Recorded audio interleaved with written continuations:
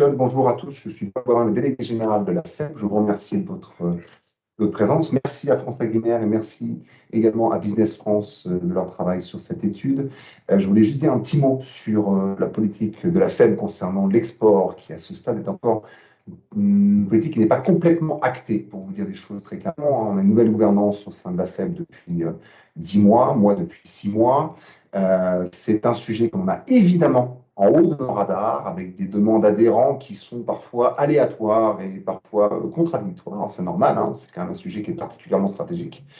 Donc effectivement, les administrateurs se laissent un petit peu de temps pour pouvoir réfléchir clairement sur l'action, le dynamisme, ou en tout cas la dynamique pardon, que l'on va donner pour la suite sur cette thématique.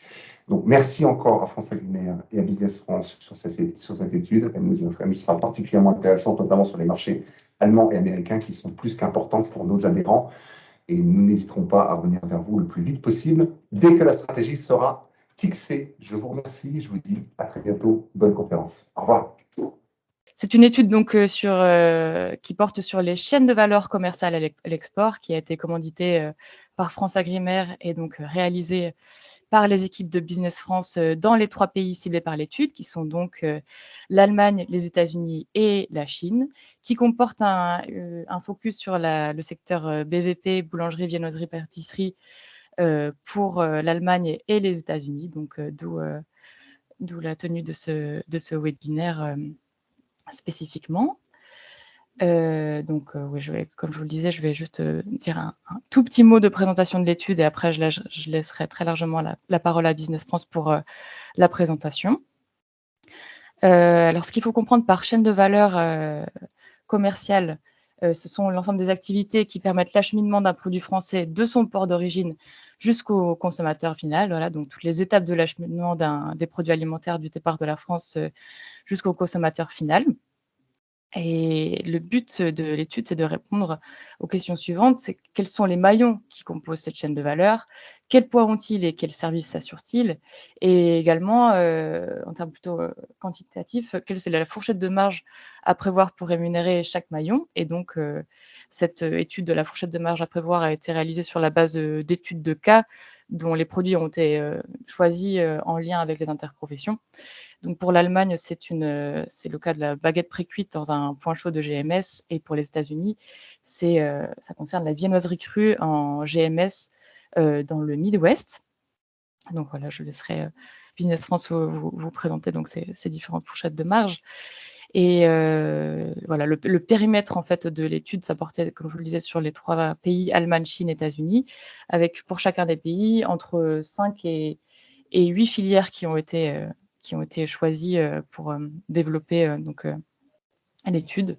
Et donc la filière BVP, on la retrouve donc pour l'Allemagne et les États-Unis. Voilà, sans plus attendre, donc je laisse la parole à Business France pour la présentation de l'étude sur le focus BVP, donc pour Allemagne et États-Unis. Donc pour ce qui est du marché de la BVP aux États-Unis, on va commencer sur quelques informations à retenir. On est déjà sur un marché qui est gigantesque, estimé à 94 milliards de dollars en 2020. Ça représente plus de 25% du marché mondial, avec une croissance annuelle forte qui est estimée à 4,8% jusqu'en 2025. On est sur un marché qui est très fragmenté en termes de production, puisqu'on a quelques 9000 boulangeries qui possèdent 50% des parts de marché du secteur face à 3 producteurs industriels de BVP qui sont présents dans toutes les enseignes américaines. Pour l'import, on est sur les États-Unis sur le premier pays importateur de BVP au monde, avant le Royaume-Uni, l'Allemagne. Et les importations constituaient 8,2% du marché de la BVP américain, la France étant le 5e fournisseur de ce pays, avec seulement 2,5% des parts de marché. Concernant la distribution, là encore, c'est assez fragmenté, puisque les supermarchés vont représenter 39% de ce marché de la BVP, mais que les boulangeries spécialisées vont tout de même arriver à 28% de ces parts de marché. Les autres canaux de distribution traditionnels, que ce soit les hypermarchés, les wholesale clubs, le e-commerce, vont aussi jouer un rôle et vont ensemble atteindre 20%. mais on va être quand même sur une domination des supermarchés et des boulangeries spécialisées. Au niveau des tendances à retenir, oh là là, est-ce que vous voyez encore mon écran? J'ai un petit problème de PC là. Alors oui, on le voit, on est toujours sur la slide sur la taille du marché. Ok, bon, priez pour que ça continue. Au niveau des tendances, donc on va être sur les tendances très healthy aux États-Unis qui sont de plus en plus recherchées par les consommateurs. Donc ça va être les pains aux céréales complètes, sans gluten, sans allergènes, tout ce qui va être avec des ingrédients, on va dire, biologiques, sains. Donc on va aussi privilégier, suite à la pandémie, la longue conservation ou les produits congelés. On souhaite aussi la praticité, c'est-à-dire des petits formats qui vont favoriser le gain de temps. Tout ce qui va être les pâtes congelées, réfrigérées, que ce soit pour les tartes et les croissants. Et la variété et l'authenticité. Le consommateur américain est toujours à la recherche de nouveautés de partout dans le monde. Donc ça peut être les petits pains au matcha, la brioche au lait japonaise, les viennoiseries européennes. Toute la nouveauté en fait est très intéressante aux yeux des consommateurs et les distributeurs et détaillants cherchent toujours à renouveler leur stock. Donc c'est assez intéressant pour nos entreprises. Concernant les principaux concurrents de la France, géographiquement parlant, ça fait sens. Ça va être d'abord le Mexique. On est sur une proximité géographique qui va être favorisée par les accords de libre-échange. Ça correspond aussi à des tendances de consommation émergentes et à un énorme pool de consommateurs latino-américains et hispaniques. Le Canada, pareillement, proximité géographique, accord de libre-échange. On note aussi une forte implantation des industries américaines sur le marché canadien et des produits qui sont assez plébiscités puisque finalement les méthodes de consommation vont être globalement les mêmes. Ils sont particulièrement friands de pâtisseries et tartes surgelées canadiennes, les pains de mie et les pains d'hiver à cuire sur place. L'Italie, c'est assez intéressant l'Italie puisqu'elle représente tout de même 6,3% des importations américaines de BVP. Ça peut s'expliquer par plusieurs facteurs. Déjà, le fait que les produits italiens soient très appréciés des consommateurs américains, du fait de leur qualité, de l'image qui leur est associée. On a une présence historique des importateurs et des distributeurs de produits italiens. Et je pense aussi, quelque chose qui est d'autant plus important, une promotion agressive des produits et une stratégie de groupe qui marche très, très bien sur le marché américain. Que ce soit pour organiser des promotions, des événements, sur les salons. Ils sont toujours très visibles et très présents. On est aussi sur des produits qui sont très appréciés des Américains, tout ce qui va être le snacking, les viennoiseries, les pains et les pâtes pour la RHD, donc ça fonctionne très, très bien. Et enfin l'Allemagne, les Américains aiment beaucoup les produits de BVP allemands et notamment tout ce qui va être bretzel, petits pains, les pains aux céréales et les ingrédients de boulangerie. Donc ça plutôt pour, à destination de l'industrie, mais qui fonctionne très bien. Les produits majoritairement importés, par les États-Unis, ça va être le pain frais et les produits de boulangerie d'hiver, qui représentaient, 62% des importations totales de BVP, en 2020. Ensuite, on va être sur, les biscuits sucrés et enfin les gaufres et gaufrettes. Mais le marché principal, ça reste le pain frais et les produits de boulangerie. Donc le positionnement de l'offre française, très rapidement, donc au niveau de nos forces, les produits français sont perçus comme des produits premium et de qualité, notamment viennoiserie et pâtisserie. C'est très attaché à l'image française et à la tradition. Bonne image également chez les professionnels de la RHD, encore une fois pour les viennoiseries, pâtisseries et les produits spécifiques aussi à noter tels que les fonds de tarte. On a une forte demande pour, les produits de ce type.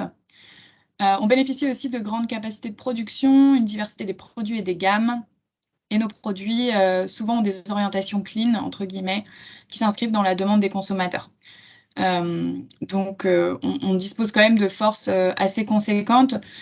Pour nos faiblesses, par contre, il faut noter qu'on a des prix qui vont être généralement assez élevés par rapport à la concurrence locale et qui sont aussi perçus comme élevés par les consommateurs.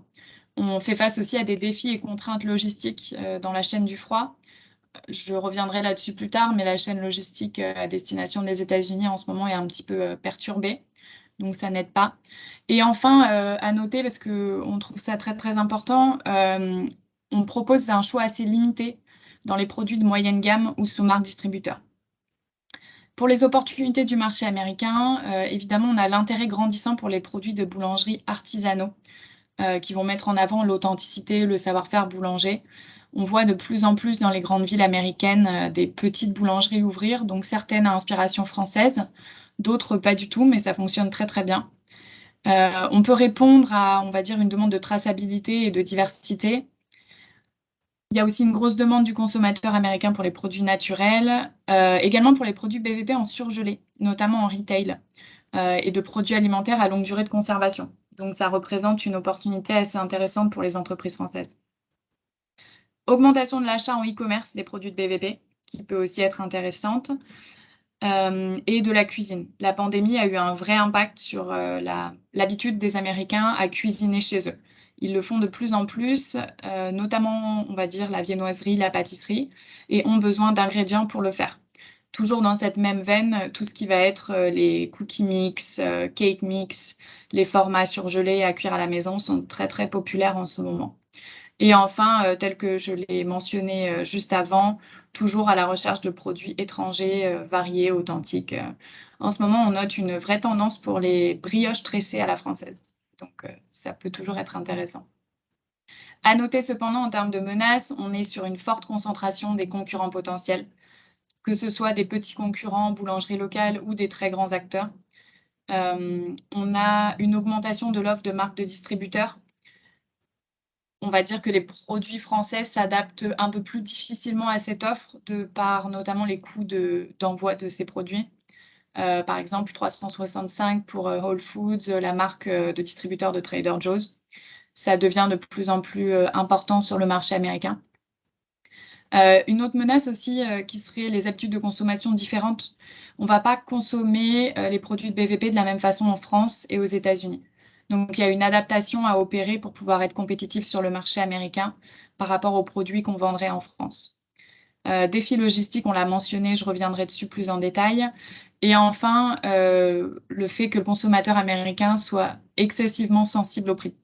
Et donc, il changera d'enseigne assez régulièrement si nécessaire. Évidemment, on en a parlé, l'augmentation du prix des matières premières, l'inflation, qui représente une menace conséquente. En discutant avec des importateurs et des distributeurs ici aux États-Unis, on note potentiellement une inflation de 15 à 17% sur certains produits alimentaires, notamment les produits importés. Donc, à prendre en compte dans vos démarches d'exportation vers les États-Unis. Pour les circuits de distribution, alors je ne vais pas revenir dessus spécifiquement puisque tout est dans la slide et que je pense que vous les connaissez déjà très bien. Tout ce qui est relatif à la FDA, aux normes, à l'étiquetage, aux tarifs douaniers. Évidemment, si vous avez la moindre question, n'hésitez pas à me contacter. Pour revenir un petit peu plus précisément sur les problématiques logistiques. Vous connaissez déjà le schéma classique d'envoi de produits alimentaires français vers les États-Unis. Moi, j'aimerais revenir sur l'impact de la pandémie, avec, en ce moment, à noter un manque de containers disponibles dans les ports et de main-d'œuvre portuaire, malgré une augmentation de l'activité forte. On note une congestion des routes maritimes, une forte augmentation du prix du fret. On a aussi aux États-Unis en ce moment un gros problème de manque de chauffeurs routiers pour le transport de marchandises. Il y a eu beaucoup d'emplois supprimés pendant la pandémie qui n'ont pas été recréés. Et en post-pandémie, il y a beaucoup de difficultés d'embauche. Par exemple, je sais que Walmart propose des primes à l'embauche de 12 000 $ pour recruter des chauffeurs. Donc, on note aussi également, ce qui est très lié, des défis en termes d'équipement qui viennent réduire le nombre de camions disponibles. Au-delà de chauffeurs, on manque de mécaniciens et même de parts d'équipements et de parties de camions. Le transport de marchandises par camion continue donc d'afficher une tension sans précédent et les confinements et fermetures des entreprises américaines entraînent des annulations de commandes et un manque de main-d'œuvre pour gérer les commandes et la logistique.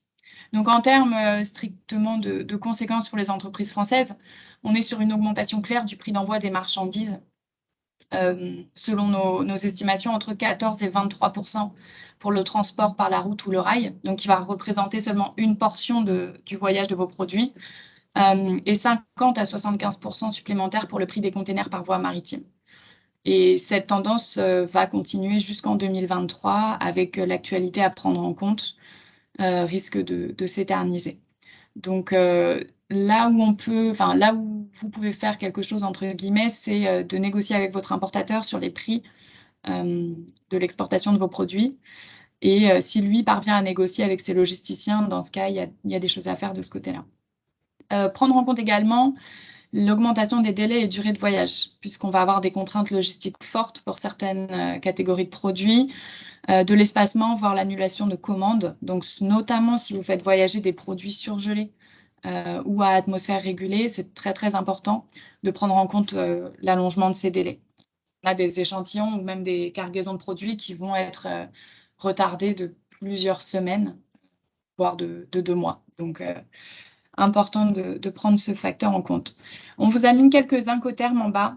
C'est les incoterms les plus utilisés pour le transport de produits alimentaires de la France vers les États-Unis, qui correspondent très bien aux produits de la BVP.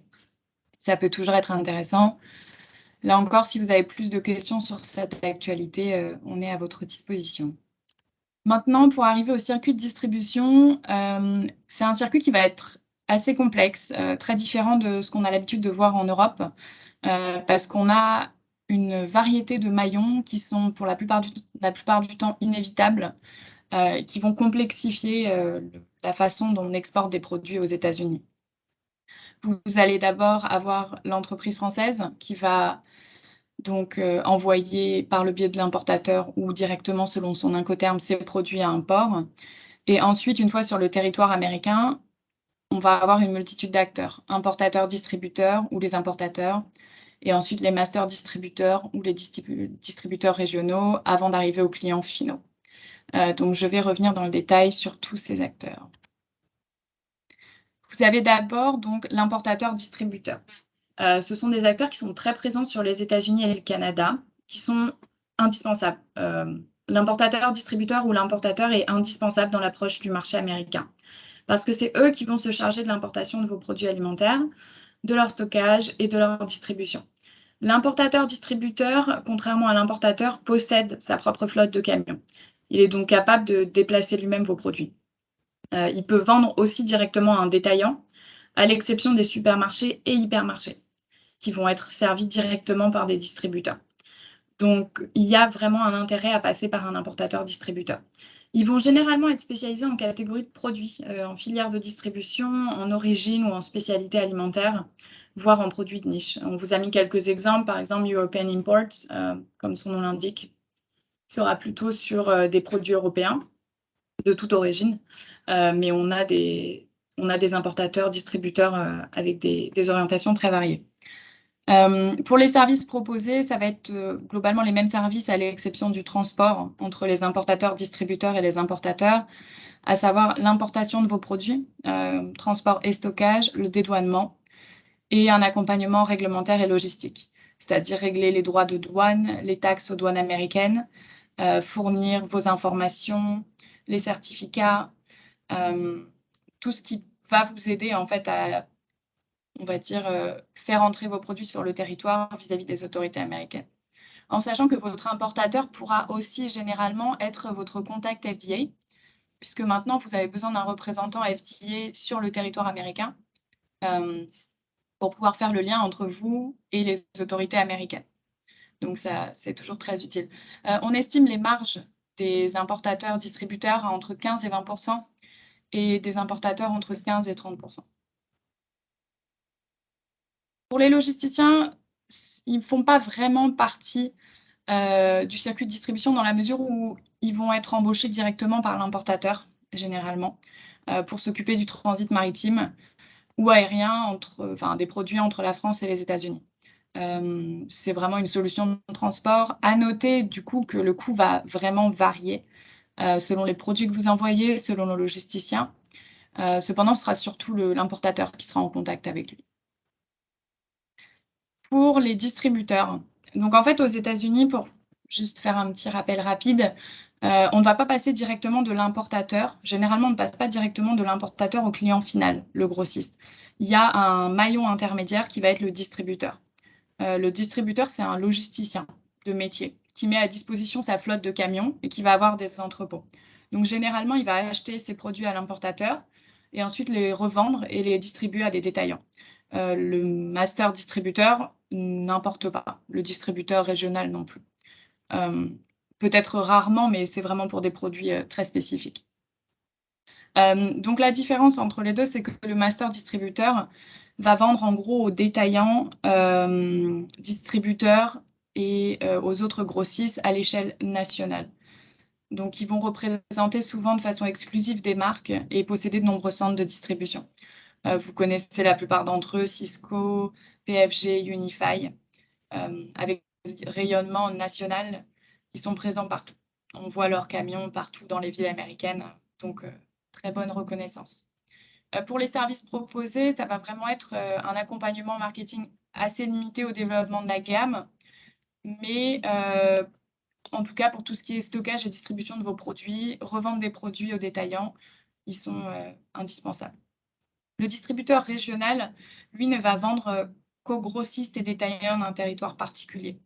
Donc là encore, on va être sur du stockage, transport, appui réglementaire pour la région concernée si besoin, de très bonnes relations avec les chaînes locales, mais il limitera ses services marketing au développement de la gamme et du packaging. C'est-à-dire qu'il ne va pas, organiser pour vous des opérations de promotion. Ça ne sera pas son rôle. Un exemple de distributeur régional, Fortune Fish and Gourmet, Eat Prime Food, Norman Distribution. Ils sont très nombreux et très efficaces et ils ont surtout de très bonnes relations avec les détaillants. Souvent, ils travaillent avec eux depuis des années, et sont très adaptables à leur façon de travailler. Pour ce qui va être, d'un maillon un petit peu particulier qui est les intermédiaires, on en a 2 types, les brokers et les clearers. Les brokers d'abord, leur rôle, ce sont des courtiers. Leur rôle, c'est d'apporter un support commercial aux fournisseurs ou un support en référencement aux acheteurs. Donc ils vont être spécialisés par type de produit, type, surgelé, sec, frais, par secteur et par réseau. Et les plus reconnus sont regroupés, dans une association, la Food Broker Association. Il y en a beaucoup, on les compte entre 2000 et 2500, il y en a probablement plus. Ce sont globalement des commerciaux. Ils vont participer au développement commercial, marketing, branding, communication de votre produit. Ils ne transportent pas, donc vraiment, il ne s'agit pas d'un logisticien, on est sur de la représentation commerciale pure et simple. Le broker, généralement, c'est quelqu'un qui a travaillé pendant des années dans l'industrie agroalimentaire et qui a beaucoup de contacts auprès des acheteurs et qui donc va vous permettre des introductions qui pourraient être complexes sans lui. Il va avoir un rôle de représentativité et va participer au développement de votre stratégie marketing. Pour ces marges, on est sur 2-3 plus un bonus. Sinon, ça sera plutôt sur tarif mensuel fixe avec un bonus, en sachant que les marges varient en fonction de la nature du produit. Le clearer, ça, c'est un petit peu différent. C'est une entreprise qui a une licence d'importation et de distribution et qui va permettre aux détaillants de se passer du maillon importateur. C'est-à-dire de sauter complètement ce maillon qui pourtant est essentiel pour aller directement s'approvisionner, dans le pays source. Généralement, les services d'un clearer sont contractés par les grandes surfaces ou les détaillants pour réduire leurs marges intermédiaires. Ils vont faire importer en direct leurs produits. Cependant, le clearer n'a aucune structure commerciale. Donc ce sont des services qui sont assez, irréguliers. Dans le sens, ce sont des commandes ponctuelles et localisées. Il n'y a pas de force de vente dédiée pour pousser la marque. C'est uniquement sur commande. Le détaillant va avoir besoin de tel produit spécifiquement et passera par un clearer pour que ça lui coûte moins cher, tout le processus d'importation. Ça induit que le détaillant connaisse très bien le produit, et potentiellement déjà travaillé avec. Donc ils vont pouvoir proposer, le dédouanement, les examens sanitaires, portuaires, collecter le paiement des taxes et cetera. Donc tout ce qui serait du ressort de l'importateur pourra être fait par le clearer à la demande d'un détaillant. Ça ne viendra pas de l'entreprise française. Leur marge est d'environ 10 à 15 %, sont des marges assez hautes pour le clearer, en sachant qu'il permet généralement d'obtenir des prix très compétitifs ou des exclusivités. Nous, on ne vous recommande pas, notamment de travailler avec des brokers, parce que les brokers, il y en a déjà beaucoup. On ne les connaît pas tous et en plus de ça, potentiellement, ils travaillent avec beaucoup de grosses marques et de grosses entreprises du monde entier. Et donc, la qualité du service peut être un petit peu fluctuante. Donc, à moins que vous ayez d'énormes quantités de produits à vendre, il est possible que vous passiez un petit peu après d'autres entreprises dans la prospection pour vos produits. Enfin, les clients finaux par rapport à notre produit, on va d'abord avoir les convenience stores, qui vont être des magasins de proximité, stations-service. Là-dessus, il n'y a pas d'offres françaises dans ces magasins, que ce soit en BVP ou autre d'ailleurs. On est sur une préférence pour les formats individuels, adaptés à une consommation immédiate, mais ça va être vraiment très peu cher et on n'est pas du tout sur les produits étrangers. Discounters and wholesale clubs, ça va être de type Costco ou Bee Gees. C'est de la vente de gros à destination des consommateurs et de la restauration, et qui se caractérise notamment par une offre de qualité. Ils sont très, très populaires aux États-Unis, notamment auprès de, on va dire, de la tranche d'âge 25-35 ans, qui aiment beaucoup. Aux États-Unis, c'est un petit peu devenu une activité du week-end d'aller chez Costco et de faire des dégustations. Donc, c'est très populaire. C'est un positionnement très intéressant pour la BVP française, puisqu'ils proposent une large gamme de produits de ce segment. Ils peuvent aussi importer en direct les produits de la BVP si les quantités sont suffisantes. Donc, c'est très intéressant. Ils offrent aussi des opérations de communication et de dégustation possibles. Ici, on va plutôt être sur des produits surgelés en grande quantité. Pour les hypermarchés, positionnement entrée-milieu de gamme, donc Walmart, Kroger, Target, on a un large assortiment de produits de BVP, mais l'offre française est assez peu présente. On va retrouver plutôt les pains français à cuire chez soi, donc pré-cuits juste à mettre au four, et les viennoiseries cuites sur place ou surgelées.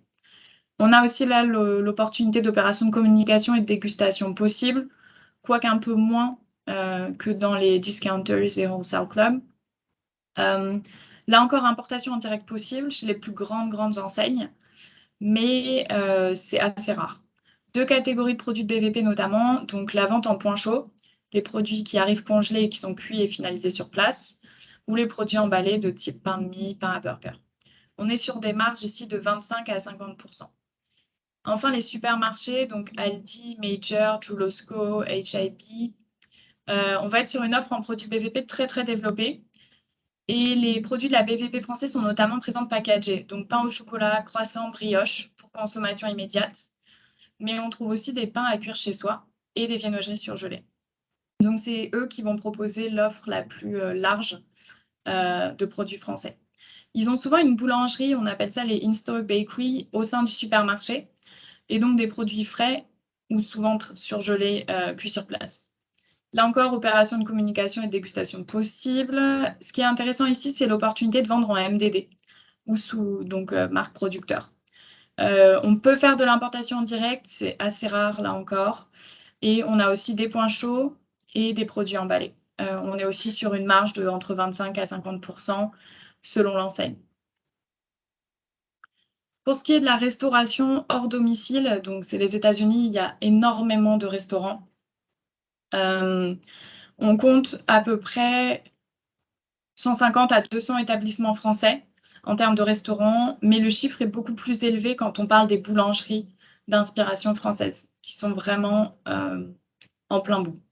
Donc pour la restauration hors domicile, évidemment, le segment est dominé par les fast-foods, mais on a beaucoup de restaurants milieu et haut de gamme, notamment en milieu urbain, et on a une forte demande sur le segment de l'hôtellerie et de la restauration pour les produits de la BVP française, notamment à cuire sur place et au format individuel pour les pâtisseries. Donc, on a effectivement la popularisation du brunch, l'ouverture de restaurants français. Les commandes sont réduites, mais il y a quand même un intérêt pour les produits peu distribués sur le territoire américain et de très bonne qualité. C'est aussi, on va dire, face à cet acteur que vous pourrez proposer des produits un petit peu plus haut de gamme, comparé au retail où là, vous allez devoir vous concentrer sur le milieu de gamme. Donc, il y a aussi possibilité d'organiser des opérations de promotion, par exemple des dégustations ou sessions d'information dans des marketplaces dédiés. Nous, on a déjà travaillé avec le district à New York et c'était très sympa. Avec des marges là, qui vont être très, très élevées, entre 50 et 70%. Pour le e-commerce, donc évidemment, c'est très développé aux États-Unis, avec une vingtaine de sites spécialisés pure player, en sachant qu'on a aussi tous les sites hypermarchés, supermarchés qui vont proposer leur propre site de e-commerce. Donc, c'est omniprésent. Sur les sites, en tout cas en pure player spécialisés, on va avoir une belle sélection de viennoiseries françaises et de pain à cuire chez soi. Donc, ça, c'est vraiment une opportunité à prendre en compte, en sachant que leurs services de livraison sont très, très bien pensés et que ça fonctionne très bien. C'est vraiment, tout le monde les utilise aux États-Unis. Donc, ça peut être intéressant, notamment pour organiser des promotions pour vos produits, puisqu'on a possibilité d'organiser des jeux concours, des paniers de produits, etc.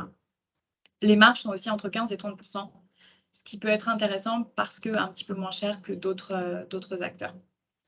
Les magasins spécialisés, donc on a une large sélection de produits BVP français, des consommateurs qui sont très fidèles aux enseignes, très connaisseurs, qui vont proposer des produits de boulangerie frais ou cuits sur place et qui ont souvent leur propre boulangerie dans le magasin. Là encore, opérations de communication sont faisables, avec des marges entre 20 et 50%. Ils vont rechercher aussi des produits un petit peu différents. Je parlais tout à l'heure des brioches tressées à la française, c'est pour ce type de cible. C'est dans les magasins spécialisés que vous pourrez proposer des produits un petit peu différents. Et enfin, les boulangeries spécialisées, il y en a énormément aux États-Unis. Là encore, proposent des produits de boulangerie frais, cuits sur place. Pour ces enseignes, on va être moins sur des produits surgelés parce qu'ils se targuent on va dire, de tout faire eux-mêmes. Mais par contre, on a de réelles opportunités dans les ingrédients de boulangerie, pâtisserie pour la réalisation de recettes françaises. Donc ça peut être très intéressant. Pour les boulangeries artisanales, ils sont souvent à la recherche d'ingrédients français. Et pour les chaînes de boulangerie, là, pour le coup, on aura des opportunités dans les pains à cuire sur place et les pâtisseries au format individuel. Pour les boulangeries spécialisées, c'est tout à fait possible d'avoir des opérations de communication. C'est très faisable. Par contre, on est sur des marges de 40%. Pour nos recommandations, évidemment, bien connaître le marché américain pour développer votre stratégie commerciale. Je ne reviendrai pas là-dessus, mais on est à disposition si vous avez la moindre question. En sachant et en prenant en compte que les coûts logistiques sur les États-Unis sont très, très différents de l'Europe et sont très différents même selon le territoire sélectionné aux États-Unis. Donc, une approche et une politique de prix régionale serait à privilégier, en tout cas si vous vous lancez sur ce marché. Le choix des partenaires et canaux de distribution va être essentiel puisqu'il s'agit de trouver les bons maillons en restant cohérent avec la taille de votre entreprise et les volumes disponibles. On est sur un énorme marché avec des volumes impressionnants. Donc, il s'agit de trouver les bons partenaires en fonction de ce que vous pouvez offrir. Nous, on vous recommande spécifiquement le déploiement sur le canal des magasins de spécialité qui, on va dire, pourra requérir une stratégie et un positionnement différent qu'un déploiement en supermarché, mais qui vous permettra de proposer des produits un petit peu différents. Mais ça n'est qu'une idée de stratégie et pour un type d'entreprise limité. Pensez vraiment à l'adaptation des produits, au packaging, au prix et à la communication. On insiste vraiment sur la communication parce qu'ici, aux États-Unis, c'est primordial. On n'a pas de produits sans communication et marketing qui fonctionnent sur ce marché. Et également, travailler avec des importateurs et distributeurs spécialisés dans les produits de la BVP pour garantir notamment la bonne exécution de la chaîne du froid lors du transport de votre marchandise, en prenant en compte le fait que ce transport risque d'être allongé. C'est d'autant plus important de travailler avec des professionnels habitués à ce type de produit. Enfin, adaptez votre offre. On a parlé de l'innovation et de la découverte. Donc, ça peut fournir de grandes opportunités pour entrer sur le marché. Donc, brioche tressée, encore une fois, mais tout ce qui va être croissant aux amandes, macarons, même les crêpes françaises sont assez demandées en ce moment. Proposer des produits en adéquation avec la consommation américaine. Donc ça va être notamment pour les produits emballés vendus dans le retail. S'orienter vers les pains à burger, les baguettes pour sandwich, tout ce qui va être club sandwich, wrap, burritos. Donc ça, c'est très demandé et ça peut être intéressant pour votre développement. Ne pas oublier la MDD. Ça, clairement, c'est quelque chose qui monte aux États-Unis, qui devient très important et qui peut vous aider à pénétrer le marché plus facilement qu'une approche standard.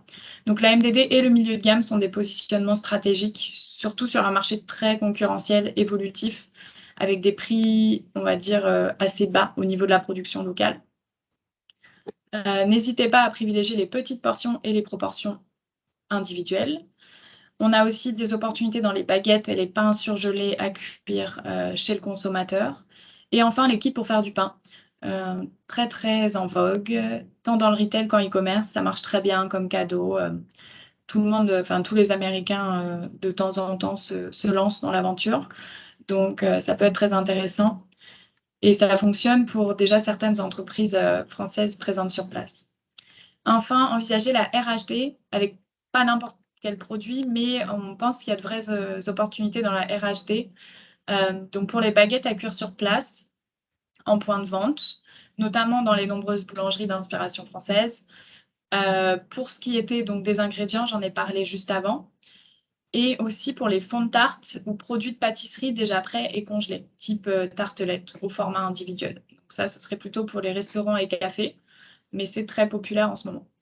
Et enfin, les viennoiseries françaises surgelées à cuire sur place qui sont très demandées par l'hôtellerie. Donc, pour ce qui est de la RHD, on a de nombreuses opportunités.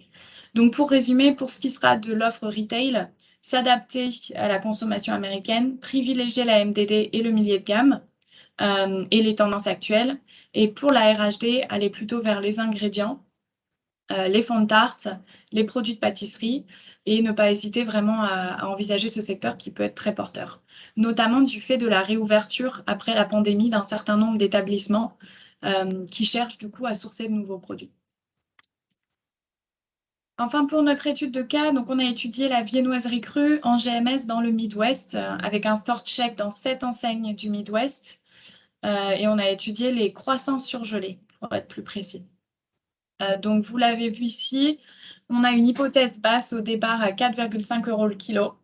Et on arrive à un prix pour le consommateur à 11,9 $ le kilo. Pour l'hypothèse haute, on est parti de 5,80 € le kilo et on est arrivé pour le consommateur américain à 21,26 $ le kilo. Ce qui nous fait un prix moyen au stade de la consommation finale à 16,23 $ le kilo, toutes taxes comprises, ce qui est assez élevé. Donc, on ne peut que vous recommander de penser au prix de départ et penser que le facteur multiplicateur, il sera entre 2,20 et 3,25 entre le moment où vos produits quittent l'entrepôt et le moment où ils sont disponibles en rayon. Donc, c'est vraiment une réalité à prendre en compte, en sachant qu'avec l'inflation, ça risque d'augmenter encore. Donc pour nos conclusions sur cette étude de cas, la majorité des croissants importés depuis la France est vendue sous marque distributeur. Pour la composition du prix, on a des droits de douane relativement faibles, mais une marge détaillante qui s'élève à 50% et qui risque encore d'augmenter. Et le prix le plus élevé relevé lors du store check, c'était 31,75 $ le kilo pour des croissants surgelés. Et c'est tout pour moi. Vous trouverez à la fin du PowerPoint quelques brides d'interview avec des professionnels américains concernant les contraintes logistiques liées à la crise sanitaire et les prévisions pour 2022 et 2023. On vous laisse les découvrir et si vous avez la moindre question, on est à votre disposition.